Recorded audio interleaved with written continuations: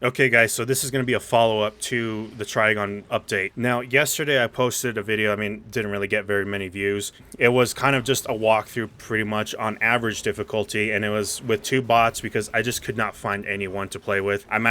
It's actually quite hard for the matchmaking to actually even get me matched up with one other player. That's actually kind of a thing going on in the forums. I've read both on Steam and Reddit that players are they're having a really tough time finding a full lobby for operations of all places.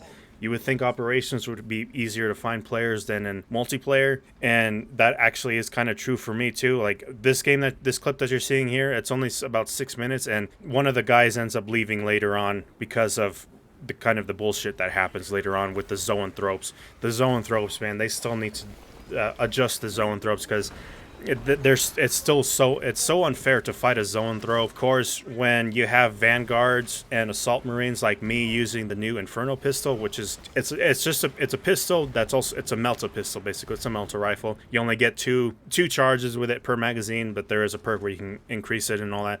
Kind of a fun weapon to use, but the range is terrible when you have two players using melta weapons. And I think this vanguard was not only using a melta weapon but also using the Inferno pistol, so melta rifle and Inferno pistol together, along with me using a melta or the Inferno pistol. The only guy we had any range was our other player who was a tactical marine, and the zoanthrope was just too much. Another thing I've noticed too is I think the weapons are weaker. Decided to use the power sword on the assault marine earlier because that's something that this update brought, was the power sword can now be used on the assault marine. The power sword is incredibly weak. I don't know if it's because I entered prestige with the assault marine or something, losing some of my attacks, but some of my skills were actually more focused around the use of the hammer. So maybe I was using a power sword just as it is and without any kind of buffs to it. Then I switched over to the hammer. As you can see here, I'm fighting 3 Tyranids. This is on ruthless difficulty. I should not be having this much struggle with the Tyranid warriors. And then you can see the one of our teammates dropped an Auspex skin, and then I was finally able to dispatch these 3 guys. The Auspex was a clutch moment here, otherwise I'd still be fighting these 3 guys. I think I'm just going to chop it up to the fact that because I am prestige mode, I was only level 5 at the time of this recording for the assault marine, or level 5 in prestige, that I did lose some of the skills associated with the hammer that does increase its damage, increased ground pound damage, increased ground slam damage, I believe is what it's called, where you use the jump pack and then slam the hammer into the ground, or with any weapon that you're using. Usually that actually will immediately knock out Tyranid warriors and then easily execute them and then just move on to the next fight or something. That doesn't happen anymore, but again, I'm just going to chop it up to the fact that I don't have that skill unlocked anymore since I am in prestige. Now here with the zoanthropes, the thing I hate about the zoanthropes, and I've said it over and over and over, the Psychic Stream Blasts are completely unfair.